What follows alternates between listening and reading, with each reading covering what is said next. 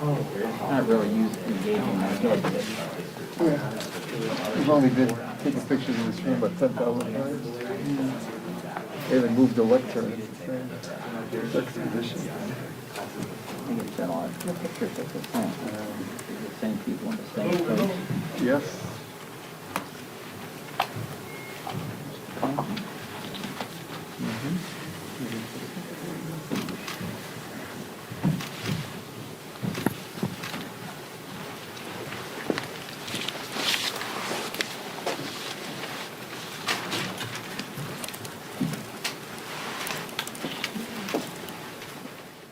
Thank you, everyone, for showing up. Thank you to, we've been joined by Congressman Bowman from New York. Thank you, sir. First and foremost, I want to commend my amazing colleagues, Representatives Ilhan Omar and Rashida Tlaib. You know, they're the definition of bravery, perseverance, dedication to their constituents. They're not just my colleagues, they're my friends, and most importantly, they're my sisters. You know, I stand here as a proud Muslim and a product of the Black American Muslim experience, whose presence predates the founding of this great nation. My story and that of my colleagues shows that this is truly the people's house. It's a place where all types of people should be accepted and ideas heard. Now, this cannot be a place where members endure hateful, prejudiced attacks from their coworkers because of their faith. And that's exactly what's happening today.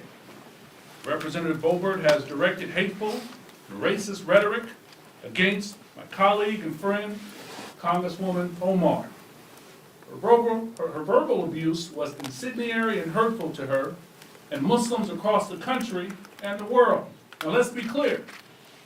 This is not about hurt feelings or mean-spirited words. This is about calling out individuals who deliberately incite violence and irresponsibly spread lies and misinformation. After a January 6th insurrectionist recently pleaded guilty to bringing an arsenal of weapons to the Capitol with a target list that included a Muslim congressman, yours truly. This is about recognizing that words have consequences and can incite violence. Now, this is also about ensuring the safety of the Muslim community. Hateful words against Muslims from elected officials and public figures embolden many to engage in acts of violence that hurt our community. We cannot let this happen. We need accountability so that everyone knows that this violent speech is not okay, and hatred will not be tolerated or celebrated. We're looking at a possible resolution to address our concerns, and we're working with leadership on those details, and we should have more to share later.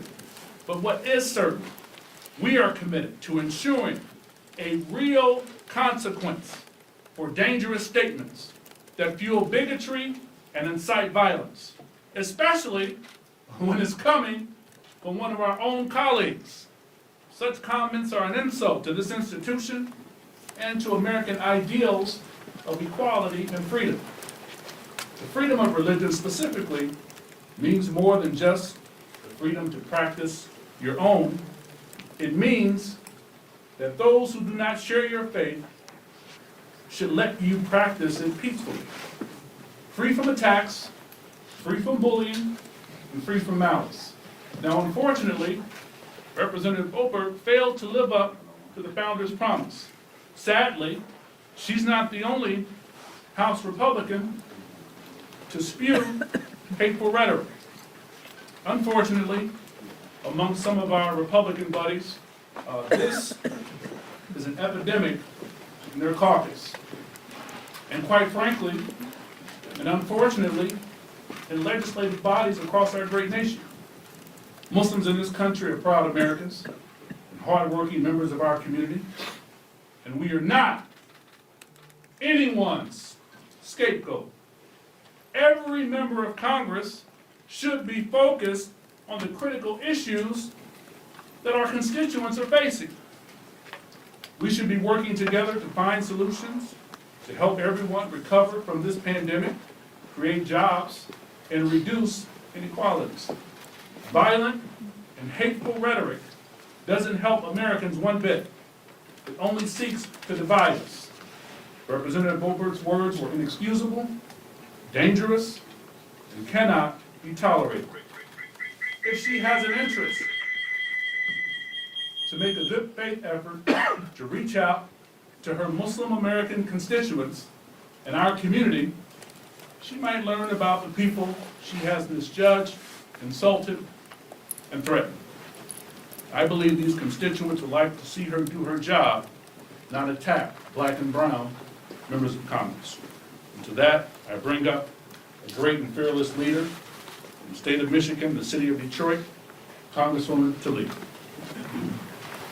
Thank you so much to the Dean of the Muslim Caucus as we appointed you today. Thank you so much, Andre, for your courage and for also standing so strong with us.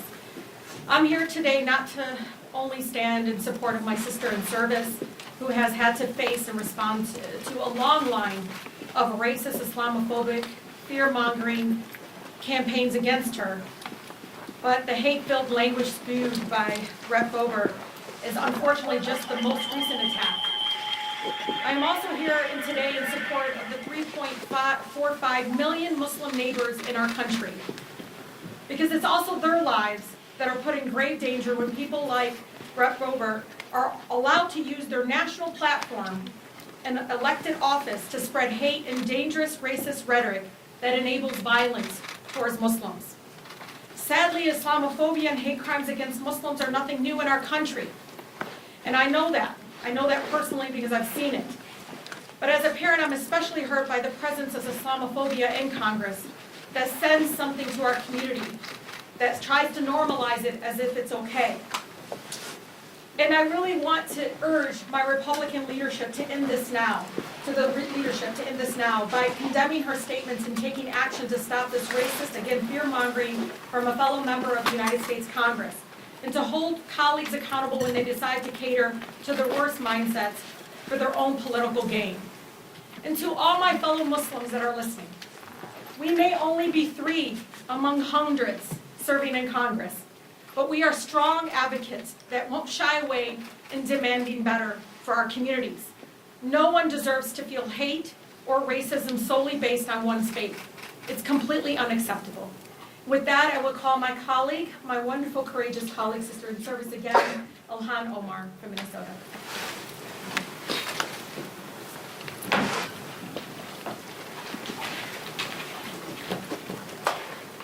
Well, I want to start by thanking our Dean, Congressman André Carson of Indiana, and my sister, Rashida Tlaib, and our adopted brother, Congressman Jamaal Bowman.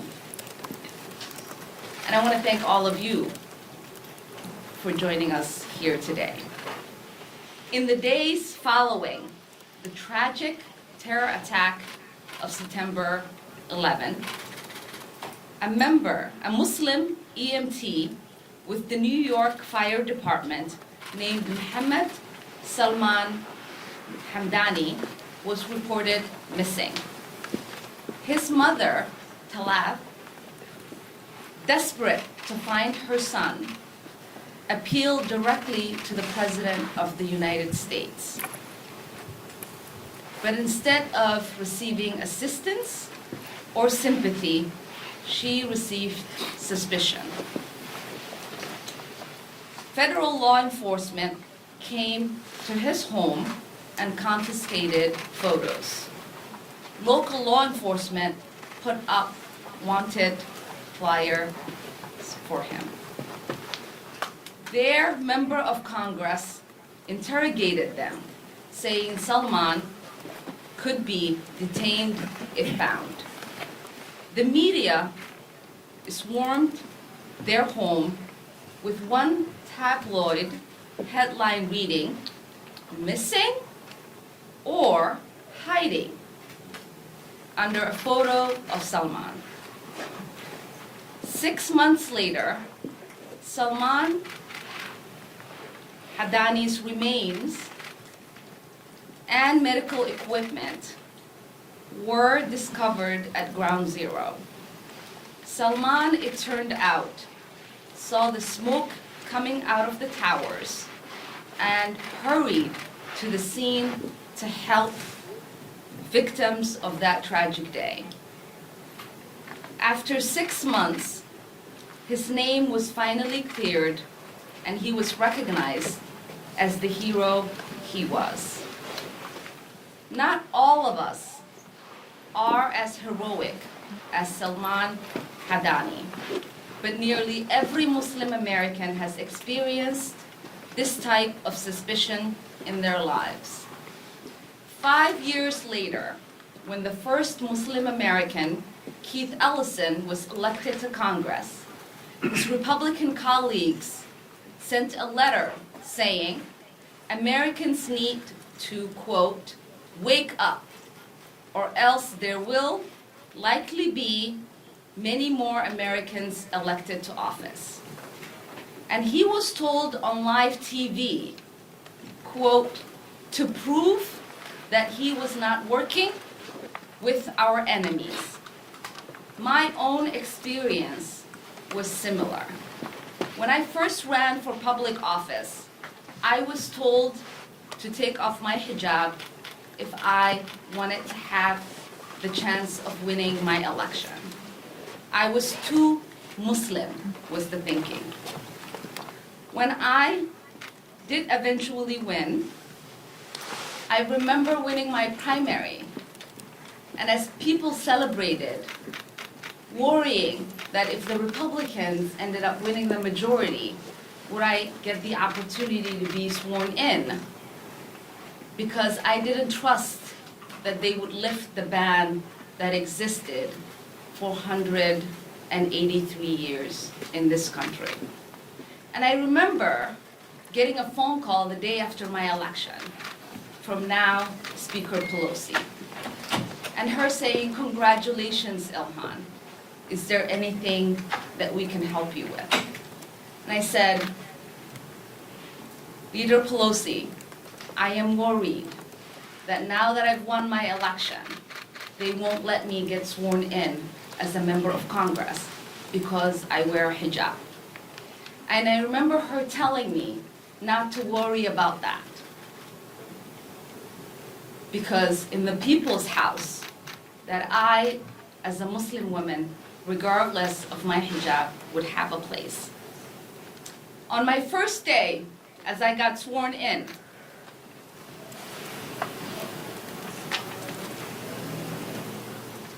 my then colleague, Stephen King, claimed another member said of my hijab that there might be 4 pounds of C4 under it that would wipe out half of Congress.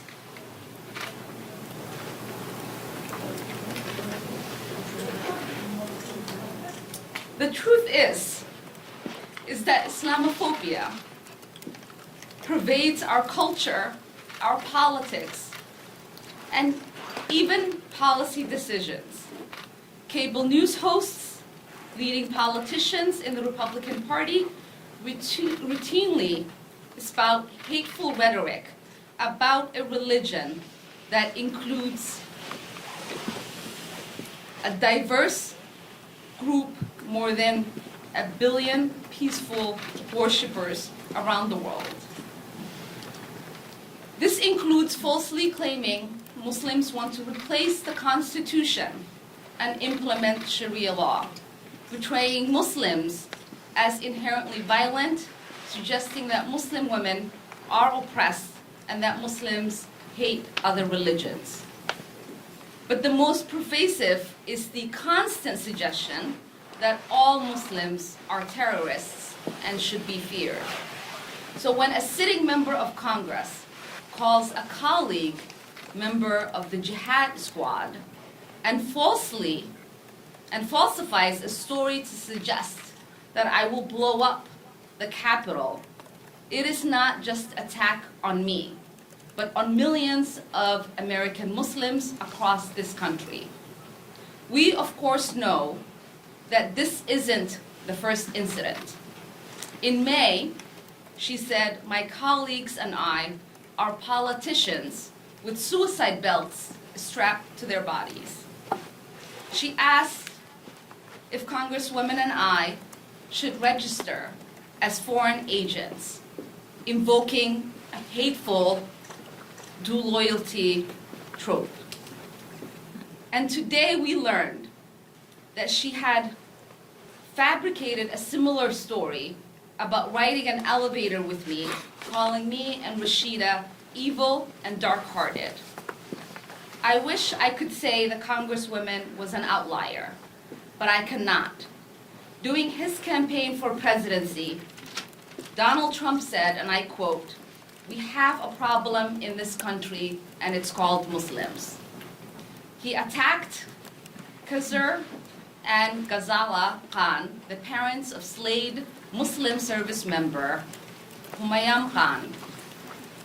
He explicitly promised to ban anyone of Muslim faith from the country and then put forth a series of executive orders seeking to do just that. Meanwhile, we have Marjorie Taylor Greene, now a member of Congress, who came to my office in 2019, harassed my staff, demanding that my colleague, Rashida Tlaib, and I retake our oath of office on a Christian Bible.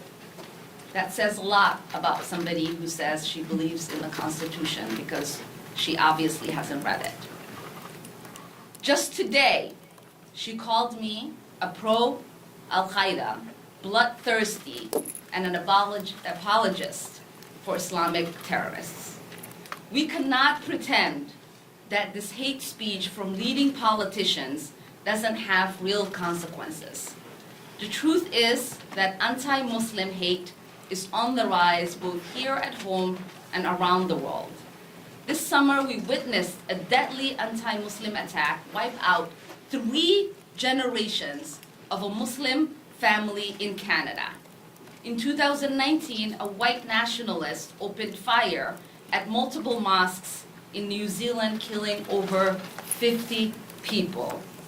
The first half of this year alone saw over 500 incidents of anti-Muslim hate here in the United States. I myself have reported hundreds of threats on my life, often triggered by Republican attacks on my faith. And this week, once again, we saw another increase. I'm going to play you a voicemail that we received hours after I got off the phone with Representative Boebert after she posted her video. We see you Muslim skin nigger bitch. We know what you're up to. You're all about taking over the country. Don't worry, there's plenty that will love the opportunity to take you off the face of the fucking earth. Come get it, bitch, you fucking Muslim piece of shit, you jihadist. We know what you are. You're a fucking traitor. You will not live much longer, bitch. I can almost guarantee you that. We the people are rising up, and you will be tried for a military tribunal, and you will be found guilty. For those of you who did not hear it very well, let me read you what the voicemail says.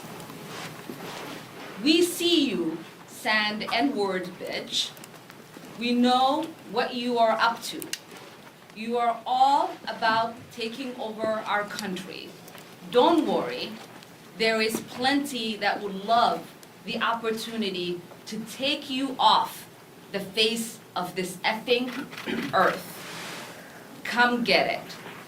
But you are effing Muslim piece of shit. You are jihadist. We know what you are. You are effing traitor, and you will not live any longer.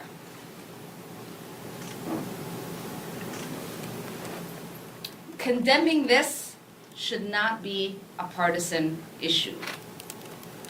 This is about our basic humanity and fundamental rights of religious freedom enshrined in our Constitution. Yet while some members of the Republican Party have condemned this, to date, the Republican Party leadership has done nothing to hold their members accountable. It is time for the Republican Party to actually do something, to confront anti-Muslim hatred in its ranks and hold those who perpetuate it accountable. I will close with this. It was never an option for me to take off my hijab and run. And that should never be something that a Muslim woman or a girl in this country has to contemplate if she wants to enter public life.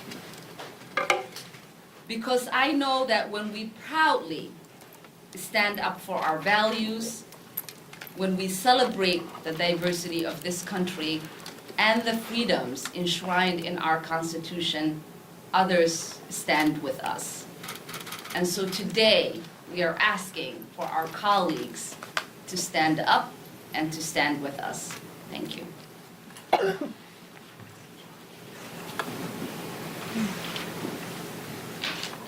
Maybe we'll have Congressman Jamaal Bowman say a few words.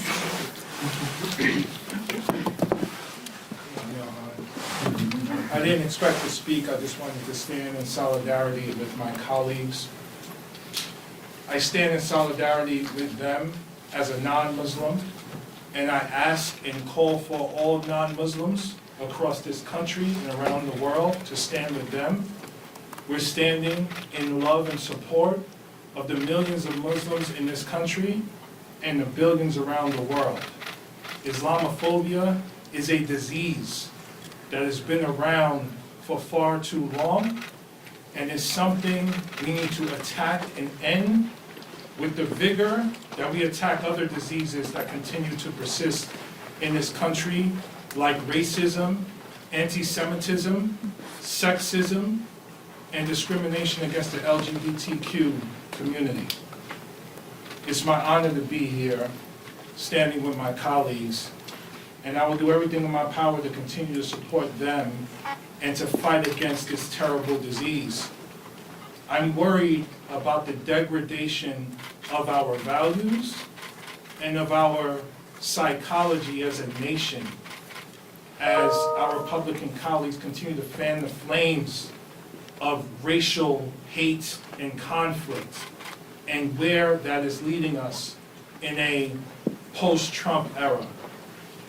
This is a time that's very worrisome, but it's a time for all of us to stand up and speak up very loudly against hate and discrimination in all its forms. So I'm just here to do that with my colleagues, and I will continue to do that, and I will continue to be in support of them. Thank you. Representative Omar. Representative Omar. I know, I'm like, Yes, sir. Assalamu alaikum. Second of all, just 2 weeks ago, Representative Gosar was censured and had his committee stripped. And then you obviously said you obviously released a statement yesterday saying you would not accept, essentially not accepting Representative Boebert's apology. What would be the substantive actions you want to see from Representative Boebert? And do you want to see another censorship of Representative Boebert or her losing her committee memberships in the way that Representative Margarita Green was and Representative Gosar was?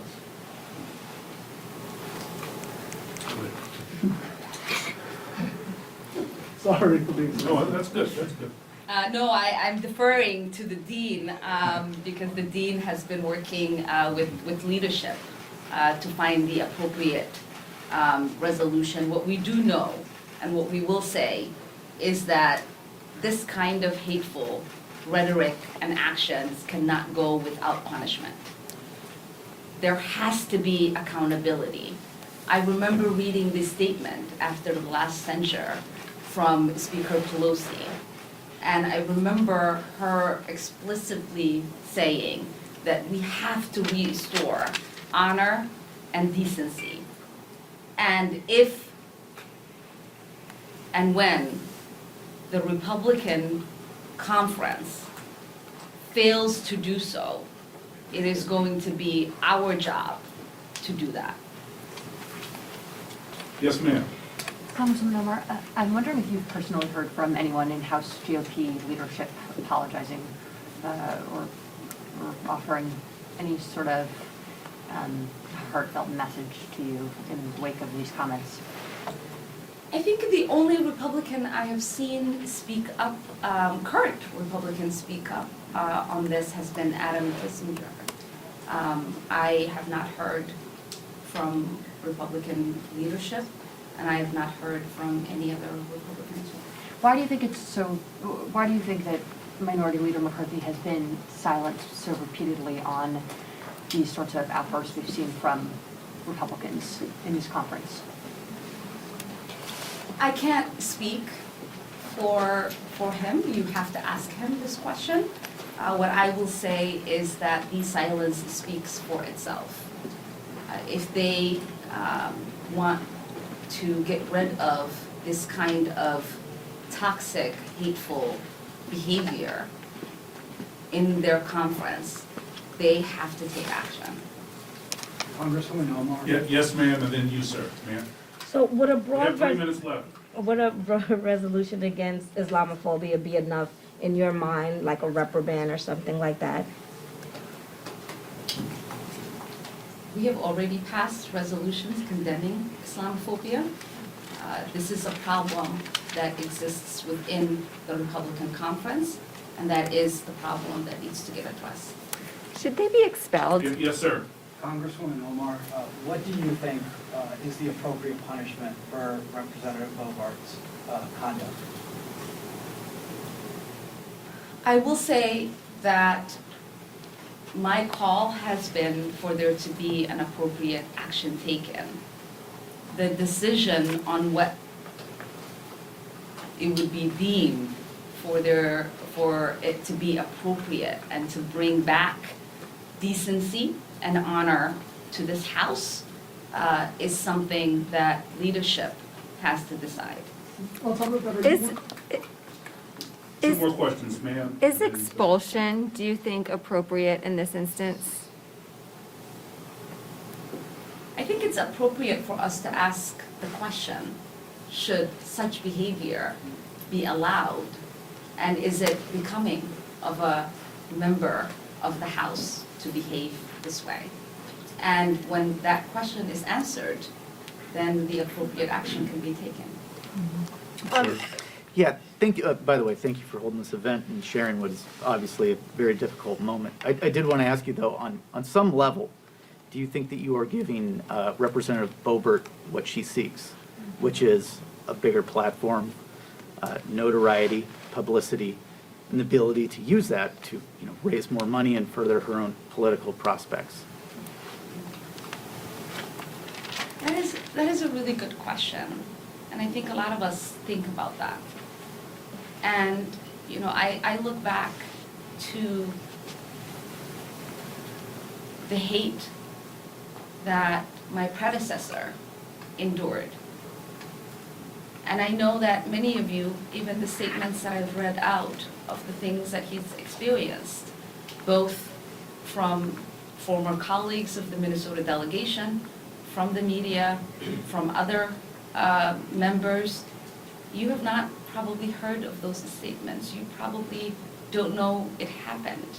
And I think if we continue to make the choice to stay silent, the behavior continues and it continues to cause harm.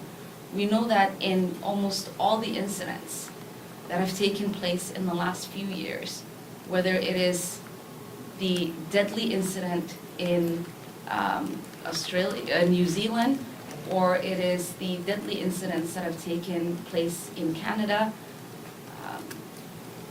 Republican pundits have been quoted in the manifestos of those killers.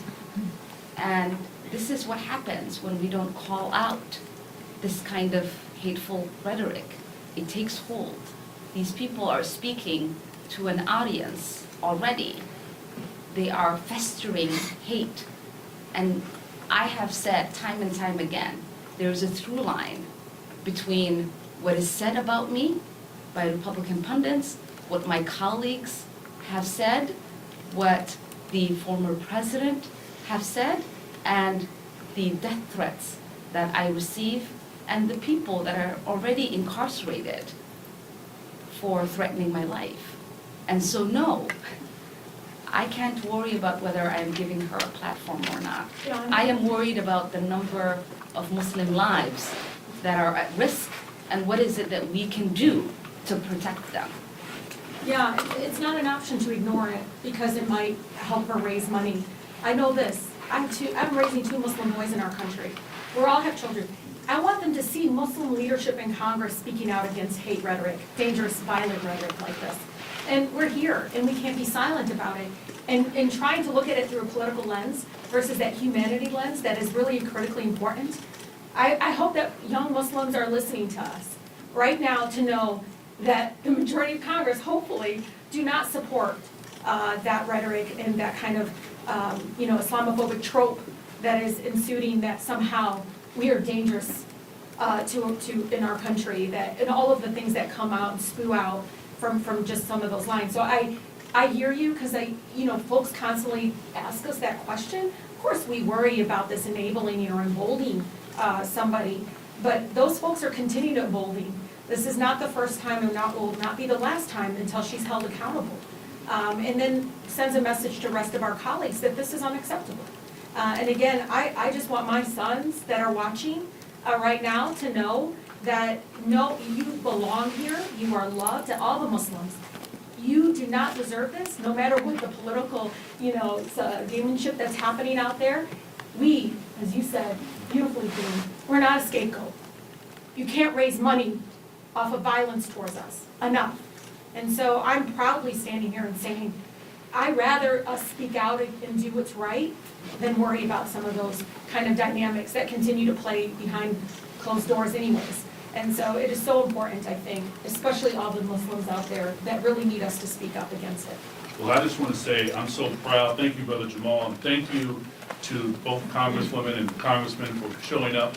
I just want to say this to my Republican buddies who are obsessed with the Founding Fathers. We all know the story about Mrs. Powell, who confronted Ben Franklin at the Constitutional Convention and raised the point, do you have a monarchy or a republic? And he replied, we have a republic if you can keep it. The question becomes, how do you keep the republic? You keep the republic by standing up to your membership. You keep the republic by making sure you aren't so obsessed with what the congressional maps will look like that you tolerate Islamophobia and xenophobia. You keep the republic by not being obsessed with fundraising, and maybe the House will shift, and maybe you'll be the next one in leadership, or maybe the next speaker. You keep the republic by standing up for your constituents and realizing that Muslims have been a part of this country since its inception. Go to any major hospital, you'll find a Muslim physician. Go to a major courtroom, you'll find a Muslim lawyer, maybe a judge. You'll find Muslim engineers.